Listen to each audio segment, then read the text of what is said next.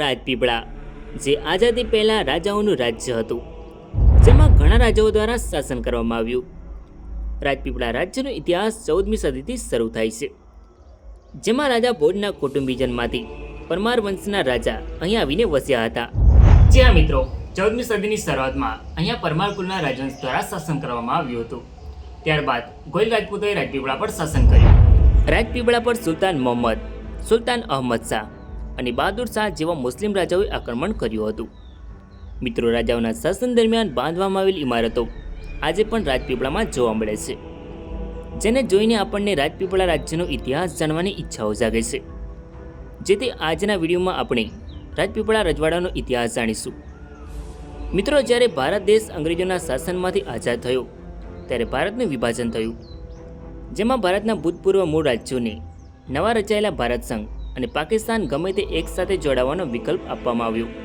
ત્યારે રાજપીપળાના શાસકોએ રાજપીપળાને ભારત સંઘમાં સામેલ કર્યું હતું. મિત્રો, અત્યારના સમયની વાત કરીએ તો રાજપીપળા રજવાડું જે આઝાદી પહેલાંના સમયમાં એક સમૃદ્ધ રાજ્ય હતું, જે આજે ગુજરાત રાજ્યના નર્મદા જિલ્લાના નાદોદ તાલુકામાં આવેલ એક નગર છે, જે નર્મદા જિલ્લાનું વડું મથક છે. નમસ્કાર મિત્રો, તો સ્વાગત છે એક નવા વિડીયોમાં. સો ફ્રેન્ડ્સ, હું છું ધર્મેશ અને ધર્મેશ પટેલ યુટ્યુબ ચેનલમાં તમારું સ્વાગત છે. સો ફ્રેન્ડ્સ, આજના વિડીયોમાં આપણે રાજપીપળાનો ઇતિહાસ જાણીશું. સો વિડીયોમાં છેલ્લે સુધી બન્યા રહો. સૌપ્રથમ વાત કરીએ આપણે રાજપીપળાની સ્થાપના વિશે. મિત્રો, રાજપીપળા ગુર્જર રાજાઓના શાસન દરમિયાન નંદીપુરી અથવા નંદીપુર તરીકે જાણીતું હતું, જ્યારે તે લતા રાજ્યની રાજધાની હતી. જ્યારે નાંદોદ અને નંદોદ નામનું પછીનું સ્વરૂપ પણ મધ્યયુગીન અને પછીના સમયમાં ઉપયોગમાં લેવાતું આવ્યું છે. રાજપીપળા રાજ્ય મોટાભાગે પશ્ચિમ ભારતની બે મહત્વની નદીઓ નર્મદા અને તાપી વચ્ચે દક્ષિણમાં સાતપુડા પર્વતમાળા સાથે આવેલું હતું. મિત્રો, રાજપીપળા 4000 ચોરસ કિલોમીટરથી વધુ વિસ્તારમાં ફેલાયેલું હતું, જેમાંથી 1550 ચોરસ કિલોમીટર જંગલો અને બાકીનો ફળદ્રુપ કૃષિ મેદાનો અને નદી ખીણો હતા. મિત્રો, રાજપીપળા ગુજરાતના સમૃદ્ધ રજવાડામાંનું એક હતું, જે બરોડા પછી બીજા ક્રમે રાજપીપળા આવે છે. રાજપીપળા તેની અગેટ ખાણો માટે પણ પ્રખ્યાત હતું, જ્યારે રાજ્યના પાટનગર નાદોદનું નામ બદલીને 1947માં રાજપીપળા કરવામાં આવ્યું. મિત્રો, રાજપીપળા રાજ્યના ઇતિહાસની શરૂઆત 14મી સદીથી થાય છે, જ્યારે મધ્ય ભારતના માળવા પ્રદેશમાં ઉજ્જૈનના પરમાર રાજપૂત વારસદારોમાંના એક રાજકુમાર ચોકરાણે તેમનું રજવાડું છોડીને પશ્ચિમ તરફ જંગલ અને ડુંગરાળ વિસ્તારમાં આવ્યા હતા, કારણ કે 14મી સદી દરમિયાન મુગલોના આક્રમણો વધી ગયા હતા. જેથી સુરક્ષા માટે ચોકરાણા પરમાર આ વિસ્તારમાં નવા રાજ્યની સ્થાપના કરે છે. મિત્રો, 14મી સદી દરમિયાન આ વિસ્તારમાં ભીલ આદિવાસી લોકો વસવાટ કરતા હતા, જે મૂળ અહીંયાના નિવાસી હતા. જ્યારે મધ્ય ભારતના માળવા પ્રદેશના ઉજ્જૈનના પરમાર રાજપૂત વારસદારોમાંના એક રાજા ચોકરાણાએ તેમનું રજવાડું છોડી અહીં આવ્યા, જ્યાં તેમણે શરૂઆતમાં કરજણ નદીથી થોડે દૂર ગામ નંદીપુરમાં તેમની રાજધાની સ્થાપી. મિત્રો, મહારાજા ચોકરાણા પરમાર જે પ્રખ્યાત રાજા ભોજના પરિવારના હોવાથી તેઓ તેમની વિદ્રતા અને ન્યાય ભાવના માટે જાણીતા હતા. રાજા ચોકરાણાએ પણ રાજા ભોજના પરિયોના 32 ચિહ્નોના પ્રખ્યાત શાહી સિંહાસન જેવું સિંહાસન બનાવડાવ્યું. રાજા ચોકરાણા પરમારે નંદીપુરમાં રાજ્યની સ્થાપના બાદ ઘણા વર્ષો સુધી ત્યાં રાજ કર્યું. ત્યારબાદ તેમણે સુરક્ષા માટે નંદીપુરથી રાજધાની ખસેડી. નંદીપુર આજે નાદોદ તરીકે ઓળખાય છે. તેમણે થોડા જ સમયમાં રાજધાની નંદીપુરથી જૂના રાજમાં ખસેડાવી. આ જગ્યા ઊંચી ટેકરીઓ, જંગલો અને કરજણ નદીની ઊંડી કોતરો દ્વારા સારી રીતે સુરક્ષિત હતું. રાજા ચોકરાણા પરમારની એક પુત્રી હતી. તેમણે તેમની પુત્રીના લગ્ન ઈસવીસન 1340ની આસપાસ દક્ષિણ સૌરાષ્ટ્રમાં હાલના ગોહિલવાડમાં આવેલા ઘોઘાના ઠાકોર મોખડાજી રાણોજી ગોહિલ સાથે કરાવ્યા હતા. રાજા મોખડાજી રાણોજી ગોહિલને 2 પુત્રો હતા, જેમાંથી તેમના નાના પુત્ર સમરસિંહજી મોખડાજી ગોહિલને તેમના દાદા રાવ ચોકરાણાએ દત્તક લીધા હતા, કારણ કે તેમનો કોઈ વારસદાર ન હતો. જ્યારે મોખડાજી રાણોજી ગોહિલનો પ્રથમ પુત્ર ડુંગરસિંહજી, જે તેમની મોટી રાણીનો પુત્ર હતો, તેમણે ઘોઘાની ગાદી પર તેની રાજધાની કેમ્બેના અખાતમાં પિરમબીટ ટાપુ પર સ્થાન મેળવ્યું, જે પાછળથી ભાવનગર રાજ્ય બન્યું. ત્યારબાદ રાજા ચોકરાણા પરમારનું મૃત્યુ થાય છે, જેથી સમરસિંહજી મોખડાજી ગોહિલ રાજપીપળાની ગાદી પર જૂના રાજમાં તેઓ રાજા તરીકે નિયુક્ત થયા. મિત્રો, મહારાજા ચોકરાણા પરમારના અવસાન બાદ રાજપીપળામાં પરમાર વંશનો અંત આવે છે. ત્યારબાદ ગોહિલ રાજપૂતો દ્વારા રાજપીપળા પર શાસન કરવામાં આવે છે. જૂના રાજમાં સમરસિંહજી ગોહિલે તેમનું શાસન શરૂ કર્યું. તેમણે તેમનું નામ બદલીને અર્જુનસિંહ નામ ધારણ કર્યું. ત્યારબાદ ઘણા વર્ષો સુધી તેમણે જૂના રાજમાં રાજ કર્યું. તેઓ ઈસવીસન 1340ની આસપાસ રાજપીપળાના પ્રથમ ગોહિલ રાજપૂત શાસક હતા. મિત્રો, રાજપીપળાના રજવાડાનું શાસન ગોહિલ રાજપૂત કુળમાં પસાર થયું, પરંતુ તેઓએ પરમાર કુળની કુળદેવી શ્રી હરસિદ્ધિ માતાજીની પૂજા કરવાનું શરૂ કર્યું, જેનું મૂળ મંદિર ઉજ્જૈનમાં હતું. મિત્રો, રાજપીપળામાં ગોહિલ રાજપૂતોના ઇતિહાસની શરૂઆત કરતા પહેલા આપણે ગોહિલ રાજપૂતોનો ટૂંકમાં ઇતિહાસ જાણી લઈએ. રાજપીપળાના ગોહિલ રાજપૂત વંશની ઉત્પત્તિ ઈસવીસન 6મી સદીમાં થઈ હતી, જ્યારે 542ની એડીમાં વલ્લભીને બરતરફ કર્યા પછી જન્મેલા મૈદેસુર ગોહિલ કુળના એકમાત્ર બચી ગયેલા પુરુષ, જે ગુજરાતના આધુનિક ઈડર નજીકના વિસ્તારમાં પ્રમુખ બન્યા હતા. 603 એડીમાં તેમના મૃત્યુ સુધી તેમનો દબદબો રહ્યો. ત્યારબાદ તેમના વંશજ બપ્પા રાવલે ચિત્તોડ પર કબજો કર્યો હતો અને 734ની એડીમાં મેવાડનો શાસક બન્યો હતો. મિત્રો, અઢી સદી કરતાં થોડો વધુ સમય પછી 973 એડીમાં સાલિવાહન મેવાડનો ગોહિલ શાસક બન્યો. બપ્પા રાવલના વંશમાં 11મા કુલના એક ભાગ સાથે મારવાડમાં લુની નદી પર ચિત્તોડથી જૂના ખેરગઢ, જે હાલનું જોધપુર નજીક ભાલોતરા છે, તેના તરફ જતા રહ્યા. તેમના પુત્ર શક્તિકુમારને બાકીના સભ્યો સાથે છોડીને ગયા. તેના સગા જોધપુર પાસે ગોહિલો કી ધાણી નામનું એક ગામ વસાવ્યું, જે હજુ પણ સ્થિત છે. આ 2-3 સદીઓ સુધી મેવાડ અને મારવાડ બંને પર ગોહિલ રાજપૂતોનું શાસન રહ્યું. ત્યારબાદ 1303માં અલાઉદ્દીન ખિલજીએ ચિત્તોડને તબાહ કર્યા પછી મેવાડના ગોહિલો ફરી એકઠા થયા અને સિસોદિયા નામ ધારણ કર્યું. 1559માં રાજધાની ચિત્તોડથી ઉદયપુર ખસેડવામાં આવી હતી. ત્યારબાદ સાલિવાન હેઠળ સ્થળાંતર કરનારા ગોહિલો મારવાડ પર શાસન કરવાનું ચાલુ રાખ્યું. 13મી સદીના પ્રારંભમાં દિલ્હી સલ્તનતની રચના પછી રાઠોડ કન્નૌજમાંથી બહાર ધકેલાઈ ગયું. ત્યારબાદ મારવાડમાં સ્થળાંતર કર્યું. બદલામાં ગોહિલ વંશ મારવાડમાંથી વિસ્થાપિત થયો હતો. તેઓ સૌરાષ્ટ્રમાં પાછા ફર્યા, જ્યાં તેઓએ ચાલુક્યોના ગવર્નર બન્યા અને તેમના પોતાના રજવાડાઓ બનાવ્યા.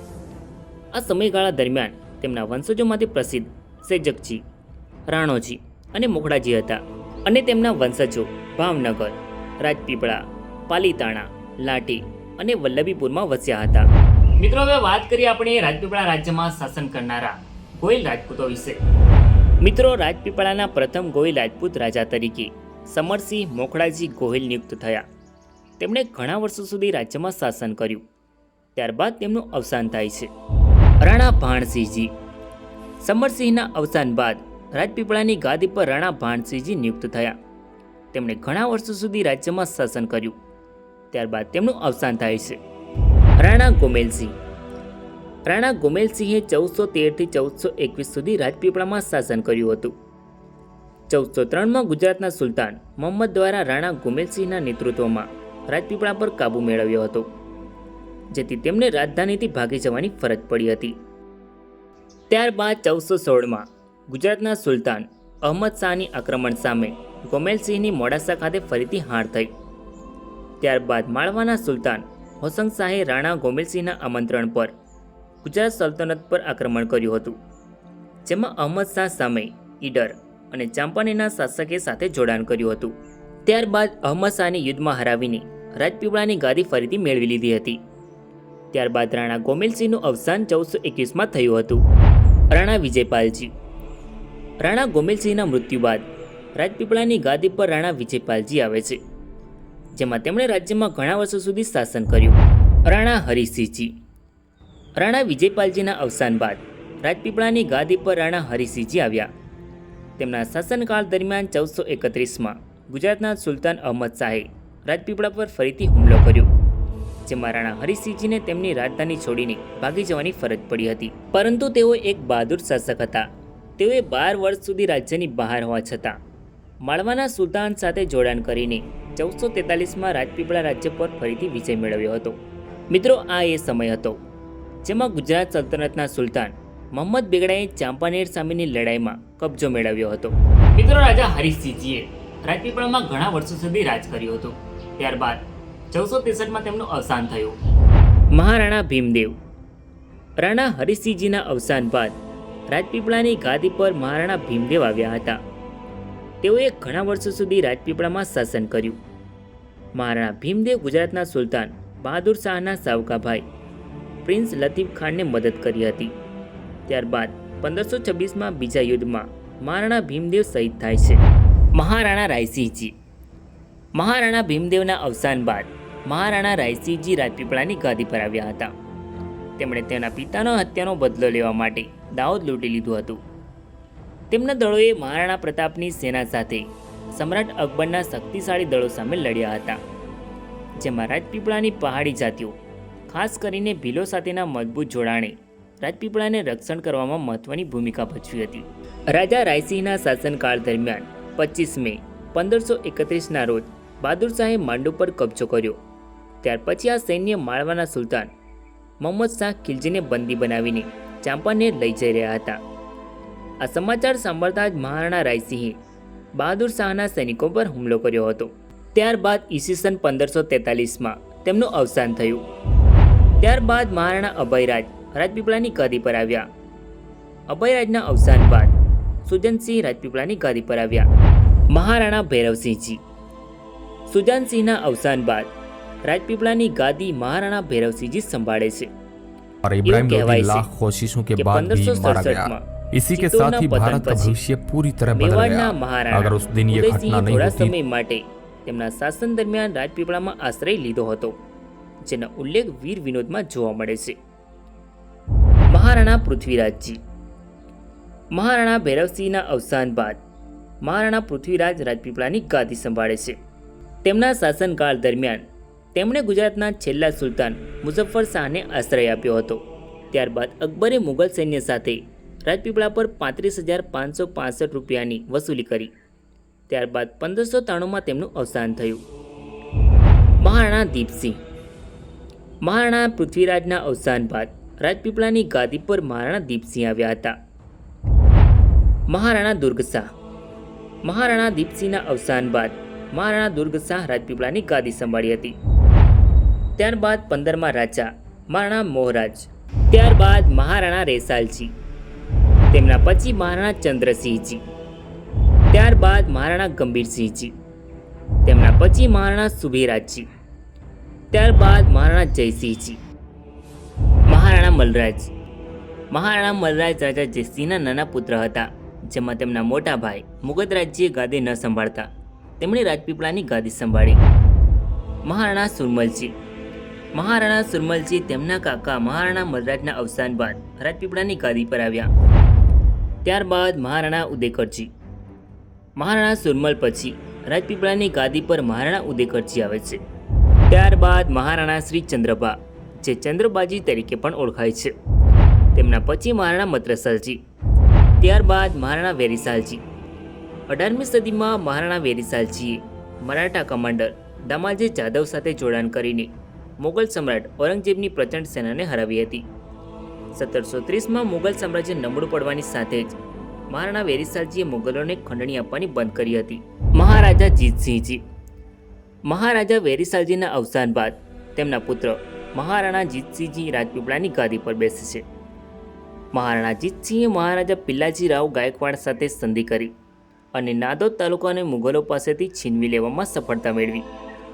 ત્યારબાદ તેમણે 1730માં કરચન નદીના કિનારે મેદાનોમાં આવેલા નાદોદ નગરમાં રાજધાનીનું સ્થળાંતર કર્યું, જે હાલનું આધુનિક શહેર રાજપીપળા છે. મહારાણા ગોમેલસિંહ. મહારાણા ગોમેલસિંહ જીતસિંહના મોટા પુત્ર હતા. મહારાણા જીતસિંહના અવસાન બાદ તેઓ રાજપીપળાની ગાદી પર આવ્યા. તેમનો કોઈ પુત્ર ન હતો, માત્ર એક પુત્રી ચંદ્રબાઈ કુંવરબા, જે બરોડાના મહારાજા દામાજી રાવ ગાયકવાડની પત્ની હતા. તેઓએ ઈસવીસન 1554 સુધી રાજ કર્યું. ત્યારબાદ તેઓનું અવસાન થયું. મહારાણા પ્રતાપસિંહજી. મહારાણા ગોમેલસિંહના અવસાન બાદ મહારાણા જીતસિંહનો બીજો પુત્ર મહારાણા પ્રતાપ 1754માં રાજપીપળાની ગાદી પર આવે છે. તેમના શાસન દરમિયાન દામાજી રાવ ગાયકવાડ હેઠળ મરાઠાઓએ રાજપીપળા પર કબજો મેળવ્યો. ત્યારબાદ તેમણે વાર્ષિક ખંડણી મરાઠાઓને આપી, જેમાં તેઓ રાજ્યમાં શાસન કરે, પરંતુ વાર્ષિક રકમ પેટે તેઓને અમુક રકમ મરાઠાઓને આપવાની શરત રાખવામાં આવી. જ્યારે 1764માં પ્રતાપસિંહનું અવસાન થાય છે. ત્યારબાદ મહારાણા રાયસિંહજી. મહારાણા પ્રતાપસિંહના અવસાન બાદ મહારાણા રાયસિંહજી 1764માં રાજપીપળાની ગાદી પર આવે છે. ત્યારબાદ 1786માં રાજપીપળાના કિલ્લામાં તેમનું અવસાન થયું. ત્યારબાદ મહારાણા અબધસિંહ મહારાણા રાયસિંહના નાના ભાઈ હતા. તેઓ 1786થી રાજપીપળાની ગાદી સંભાળે છે. ત્યારબાદ મહારાણા રામસિંહ અબધસિંહનો બીજો પુત્ર હતો. તેમના પિતા મહારાણા અબધસિંહ સાથેના મતભેદોના કારણે તેઓ માંડવા ગયા. ત્યારબાદ તેમણે માંડવાની સરદારની મદદથી રાજપીપળા પર હુમલો કર્યો, પરંતુ તેઓ પરાજય થયા. ત્યારબાદ તેઓ ભૂલના વચન પર રાજપીપળા પાછા ફર્યા, પરંતુ કિલ્લામાં કેદ કરી દેવામાં આવ્યા. ત્યારબાદ તેમના નાના ભાઈ નરસિંહને તત્કાલ રાજા તરીકે નિયુક્ત કરવામાં આવ્યા. પરંતુ 15મી જાન્યુઆરી 1803ના રોજ તેમના પિતાના મૃત્યુ બાદ રાજ્યના સૈનિકો અને અમુક મંત્રીઓએ નરસિંહને શાસક તરીકે સ્વીકારવાનો ઇનકાર કર્યો. ત્યારબાદ રામસિંહ 30મી જાન્યુઆરી 1803ના રોજ ગાદી પર ચડ્યા અને 1810માં તેમનું અવસાન થયું. મહારાણા નરસિંહનો જન્મ 1780માં નાદોદમાં થયો હતો. તેમના પિતા અબધસિંહ નબળા શાસક હોવાનું જણાતા 1793માં તેમની નિમણૂક કરવામાં આવી. ત્યારબાદ તેમના પિતાની મૃત્યુ બાદ તેમના ભાઈ રામસિંહ ગાદી પર આવ્યા. ત્યારબાદ રામસિંહના અવસાન બાદ ફરી એકવાર પોતાનો દાવો કર્યો. પરંતુ મિત્રો, મહારાણા રામસિંહની વિધવા રાણી સૂરજ કુંવરબા, જે માંડવાના વડાની પુત્રી હતી, તેમણે તેમના પુત્ર પ્રતાપસિંહને ગાદી પર બેસાડવાનો પ્રયાસ કર્યો. તે સમય દરમિયાન નરસિંહને 1803ની મહામારીમાં શીતળાનો ચેપ લાગ્યો હતો, જેના પરિણામે તેઓ અંધત્વમાં જતા રહ્યા હતા. જેથી પ્રાચીન રાજપૂત પરંપરા મુજબ તેઓ શાસન માટે અયોગ્ય બન્યા હતા. આ તકનો લાભ લેતા બરોડાના રાજા ગાયકવાડે રાજપીપળા પર ચૂકવવા પાત્ર વસૂલી વધારી અને રાજ્યનો વહીવટ સંભાળ્યો. ગાયકવાડને વિવાદનો ઉકેલ લાવવાની કોઈ ઉતાવળ નહોતી અને તેના અધિકારીઓએ રાજ્યની બાબતોનું ગેરવ્યવસ્થાપન કર્યું હતું. આખરે બ્રિટિશ સત્તાવાળાઓએ ફરીથી દખલગીરી કરી અને વિગતવાર તપાસ પછી નક્કી કર્યું કે પ્રતાપસિંહ મહારાણા રામસિંહના પુત્ર નથી. તેથી તેઓએ નરસિંહના પુત્ર વેરીસાલજીને 9મી ઓગસ્ટ 1821ના રોજ રાજપીપળાની ગાદી પર બેસાડ્યા. મહારાણા વેરીસાલજી 13 વર્ષની ઉંમરે સગીર તરીકે 15મી નવેમ્બર 1821ના રોજ રાજપીપળાની ગાદી પર આવ્યા. ઓક્ટોબર 1821માં તેમણે બ્રિટિશ સરકારની સલાહ અનુસાર કાર્ય કરવા પોતાને અને તેના અનુગામીઓને બંધનકર્તા બનાવીને બ્રિટિશરો સાથે જોડાણ કર્યું. તેમના શાસન દરમિયાન ગાયકવાડ સાથે સમાધાન થયું, જેમાં અમુક રકમ ચૂકવવાની નક્કી કરી. મહારાણા વેરીસાલજીએ 1793માં સાગબારાના વડા ઉમેદ વસાવા હેઠળ અંગ્રેજો સામે બળવો કર્યો હતો. ત્યારબાદ 1821માં ભીલોનો બળવો સાગબારાના સરદાર રાહુબાના રાયસિંહ અને તિલકવાડાના બાયજી દામિયાની આગેવાની હેઠળ અંગ્રેજો સામે બળવો કર્યો.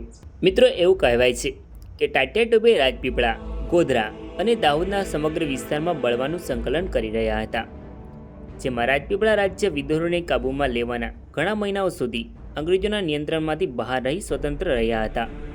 ત્યારબાદ અંગ્રેજોનું દબાણ વધતા સાગબારાના ભીલોએ 1859માં ફરી બળવો કર્યો, પરંતુ તેમને દબાવવામાં આવ્યા.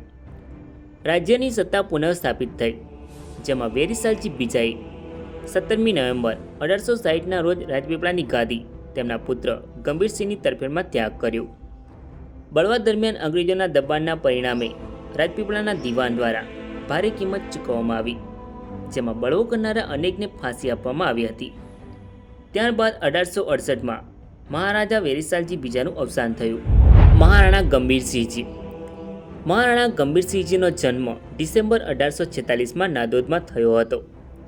17મી નવેમ્બર 1860ના રોજ તેમના પિતા વેરીસાલજીએ રાજ્યની ગાદીનો ત્યાગ કર્યો, જેથી તેઓ ગાદી પર આવ્યા. મહારાણા ગંભીરસિંહ ઉંમરલાયક ન થાય ત્યાં સુધી સુપ્રિન્ટેન્ડન્ટ્સ કાઉન્સિલ હેઠળ શાસન કર્યું. ત્યારબાદ 1863માં સંપૂર્ણ રાજપીપળાની સત્તા તેમણે હાથે લીધી. મહારાજા ગંભીરસિંહજીને 11 તોપોની કાયમી સલામી આપવામાં આવી હતી. તેમના શાસન દરમિયાન ભારતની મહારાણી તરીકે બ્રિટિશ રાણી વિક્ટોરિયા શાસન પર આવ્યા, જેમાં શાહી દિલ્હી દરબારમાં મહારાણા ગંભીરસિંહ શાહી મહેમાનોમાંના હાજર ભારતીય રાજકુમારોમાંના એક હતા. તેમના શાસનકાળ દરમિયાન અનેક નિયમોમાં સુધારા જોવા મળ્યા. મહારાણા ગંભીરસિંહે નાદોદથી અંકલેશ્વર રેલવે સ્ટેશન સુધી લાંબો રસ્તો બનાવડાવ્યો હતો. તેમણે શાળા, દવાખાનું અને એક જેલનું નિર્માણ પણ કરાવડાવ્યું હતું. મહારાણા મહારાણા છત્રસિંહજી. મહારાણા છત્રસિંહજીનો જન્મ 18મી ડિસેમ્બર 1862ના રોજ નાદોદ ખાતે થયો હતો. તેમણે રાજકુમાર કોલેજ રાજકોટમાં શિક્ષણ મેળવ્યું. તેઓ રાજા પહેલા મેજિસ્ટ્રેટ અને મહેસૂલ અધિકારી તરીકે રાજપીપળામાં સેવા આપી હતી. તેમણે તેમના પિતાના મૃત્યુ પછી 10મી જાન્યુઆરી 1897ના રોજ રાજપીપળાની ગાદી સંભાળી. મિત્રો, તેમના શાસનકાળ દરમિયાન આવેલા દુષ્કાળમાં તેમણે હજારો લોકોને ભોજન અને પાણીની વ્યવસ્થા કરી હતી. મહારાણા છત્રસિંહજીએ 40 માઇલની અંકલેશ્વરથી રાજપીપળા રેલવે લાઇનનું નિર્માણ કરાવડાવ્યું હતું, જે તેમણે પોતાના શાસનના પ્રથમ વર્ષમાં જ શરૂ કર્યું હતું. તેમણે ભારત અને યુરોપમાં વ્યાપકપણે મુસાફરી કરી હતી. 1910માં લંડનમાં રાજા જ્યોર્જ પંચમના રાજ્યાભિષેકમાં હાજરી આપનાર ભારતીય રાજકુમારોમાંના એક હતા. મિત્રો, તેમણે 1911માં દિલ્હી ખાતેના દરબારમાં પણ હાજરી આપી હતી. ત્યારબાદ 26મી સપ્ટેમ્બર 1915ના રોજ તેમનું અવસાન થયું. મહારાણા વિજયસિંહજી.